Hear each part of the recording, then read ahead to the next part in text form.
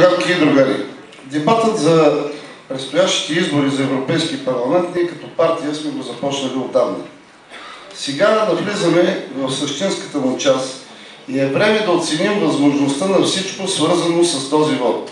Обстановка, цели, кампания и задачи, които ние трябва да свършим. Всички ние осъзнаваме политическото значение на европейските избори.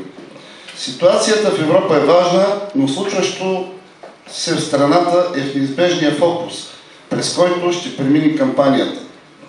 Наясно сме, че става дума за политическото значение на изборите. С вота на 25 май ще определим как ще се управлява Европейския съюз, каква Европейска комисия ще имаме и какви политики на управление ще бъдат водещи в бъдещото управление на Европа.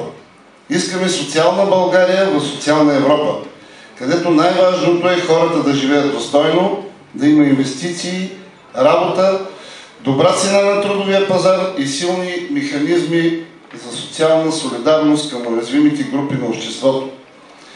В този смисъл ние отдавна сме си уверили като хора от левицата, че проблемите на Европа не се различават в основната си същност от тези, които имаме ние в България и в общината. Колкото и да има разлики в стандарта на живот, в икономики и управление, всички страни страдаме от сериозна безработица, особено сред младите хора. Притиснат от кризата бизнес, свити инвестиции. От всички точки по картата на Европа се огласяват проблеми и напрежения с монополи, ценообразуване или транснационални корпорации.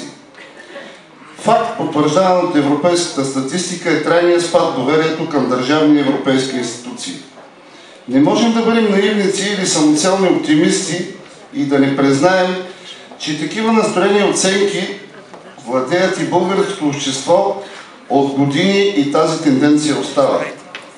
10 месеца след последните парламентарни избори в страната ни ние продължаваме да живеем в обстановка на политическа уязвимост. Управлението с мандата на Българската социалистическа партия продължава да е подложено на зависимост като парламентарен форум, проблемни кадрови решения, натиск на опозиция, умишлени провокации за протести.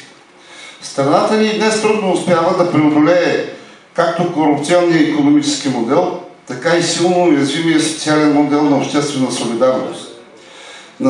Но със сигурност трябва да бъдем удовлетворени от факта, че настоящото правителство на страната ни не се държи лицемерно и признава всичко това.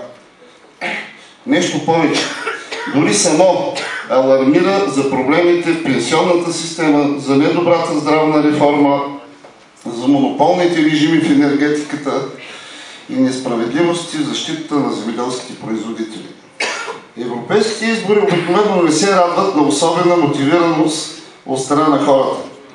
Ние обаче като левица и като неен актив по места трябва да сме убедени, че изборите на 25 май за нас, като управляваща партия в страната, са нещо много повече. Още повече в момент, когато всички противници на правителството и всички, които се стягат да стигнат до властта, очакват от нас слаба активност, слаба кампания на нашите политики и листата ни, за която ние трябва да работим. Казвали сме го и преди месеци. Сега е време пак да си го повторим. Изборите по форма и процедура ще са европейски, но тяхното политическо значение е преди всичко изключително национално. Да си го кажем ясно. Изправени сме пред лесна дилема. Резултатът от изборите на 25 май е залогът за това нашата партия да изпълнява ролята си на мандатен носител в държавното управление. Другия вариант е резултатите от тези избори да повлекат страната ни към предсрочни избори с неясен изход и риск. Страната ни отново да се върне в кризата за власт, бизнес, заетост, сигурност. Очевидно на всички ни е ясно, че основната опозиционна сила в страната, политическа партия ГЕРБ, умишлено преследва втория сценарий и цели реванш за обратно връщане във властта.